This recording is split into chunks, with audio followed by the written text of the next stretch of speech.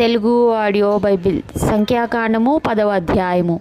యెహోవా మోషేకు ఇలాగు సెలవిచ్చెను, నీవు 2 వెండి బూరలు చేయించుకొనుము, నకిషీ పనిగా వాటిని చేయింపవలెను. అవి సమాజమును పిలుచుటకును సేనలను తరలించుటకును నీకుండవలెను.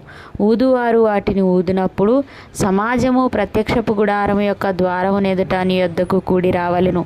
వారు ఒకటే ఊదిన ఎడల ఇశ్రాయేలీయుల సమూహములకు ముఖ్యులైన ప్రధానులు నీ యొద్దకు కూడి రావలెను. మీరు ఆర్భాటముగా ఊదినప్పుడు తూర్పు దిక్కున దిగియున్న సైన్యములు సాగవలెను. మీరు 2వ మారు ఆర్భాటముగా ఊదినప్పుడు దక్షిణ దిక్కున దిగిన సైన్యములు సాగవలెను. వారు ప్రయాణమైపోవునప్పుడు ఆర్భాటముగా ఊదవలెను. సమాజమును కూర్చున్నప్పుడు ఊదవలెను గాని ఆర్భాటముగా చేయవలదు. అహరోను కుమారులైన యాజకులు ఆ బూరలు ఊదవలెను. నిత్యమైన కట్టడను బట్టి అవి మీ వంశముల పరంపరగా మీకుండును.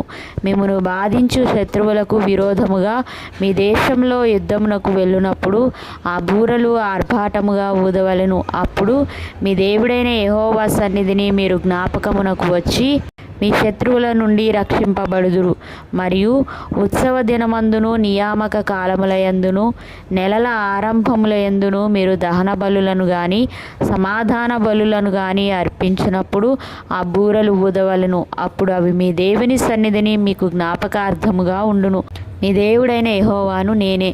2వ సంవత్సరము 2వ నెల 20వ తేదీని మేఘము సాక్ష్యపు మందిరం మీద నుండి పైకెత్తబడెను గనుక ఇశ్రాయేలీయులు సీనాయి అరణ్యంలో నుండి ప్రయాణములు చేయసాగిరి. తరువాత ఆ మేఘము పారాను అరణ్యంలో నిలిచెను. యెహోవా మోషే చేత పలికించిన మాటను బట్టి వారు మొదట ప్రయాణము చేసిరి. యూదీయుల పాలెపు ధ్వజము వారి సేనల చొప్పున ముందర సాగెను. అమ్మీనాదాబు కుమారుడైన నయస్సోను ఆ సైన్యమునకు అధిపతి. ఇస్సాకారీయుల గోత్ర సైన్యమునకు సూయారు కుమారుడైన నెతనేలు అధిపతి. జబూలూనీయుల గోత్ర సైన్యమునకు హేలోను కుమారుడైన ఏలియాబు అధిపతి. మందిరము విప్పబడినప్పుడు గెర్షోనీయులను మెరారీయులను మందిరమును మోయిచూ సాగిరి. రూబేనీయుల పాలెము ధ్వజము వారి సేనల చొప్పున సాగెను. ఆ సైన్యమునకు షెదేయూరు కుమారుడైన ఎలీసూరు అధిపతి. షిమ్యోనీయుల గోత్ర సైన్యమునకు సూరీషదాయి కుమారుడైన షెలుమియేలు అధిపతి. గాదీయుల గోత్ర సైన్యమునకు దెయూవేలు కుమారుడైన ఎలియాసాపు అధిపతి. కహాతీయులు పరిశుద్ధమైన వాటిని మోయిచూ సాగిరి.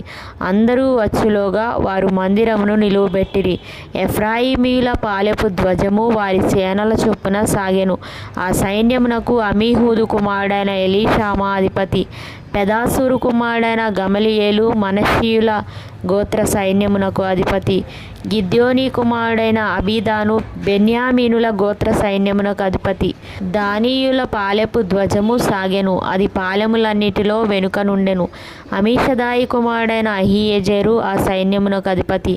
ఒక్రాను కుమారుడైన పగీయేలు ఆషేరీయుల గోత్ర సైన్యమునకు అధిపతి. ఏనాను కుమారుడైన అహీరా నఫ్తాలీయుల గోత్ర సైన్యమునకు అధిపతి.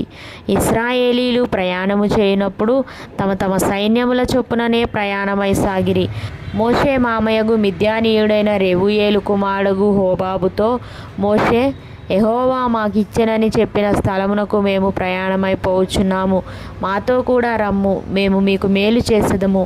యెహోవా ఇశ్రాయేలీయులకు తాను చేయబోవు మేలును గూర్చి వాగ్దానము చేసెననగా, అందుకతడు, నేను రాను, నా దేశమునకును నా వంశస్థుల యొద్దకును వెళ్ళుదుననెను. అందుకు మోషే, నీవు దయచేసి మమ్మును విడువకుము. ఎట్లనగా ఈ అరణ్యమందు మేము దిగవలసిన స్థలములు నీకు తెలిసి ఉన్నవి. నీవు మాకు కన్నుల వలె ఉందువు. మరియు నీవు మాతో కూడా వచ్చిన ఎడల యెహోవా మాకు ఏ మేలు చేయునో ఆ మేలును బట్టి మేము నీకు మేలు చేయుదుమనెను. వారు యెహోవా కొండ నుండి 3 దినముల ప్రయాణము చేసిరి. వారికి విశ్రాంతి స్థలము చూచుటకు ఆ 3 దినముల ప్రయాణంలో యెహోవా నిబంధన మందసము వారికి ముందుగా సాగెను. వారు తాము దిగిన స్థలము నుండి సాగినప్పుడు యెహోవా మేఘము పగటి వేళ వారి మీద ఉండెను. ఆ మందసము సాగినప్పుడు మోషే, యెహోవా లెమ్ము, నీ శత్రువులు చెదరిపోదురుగాక, నిన్ను ద్వేషించువారు నీ ఎదుట నుండి పారిపోదురుగాక అనెను.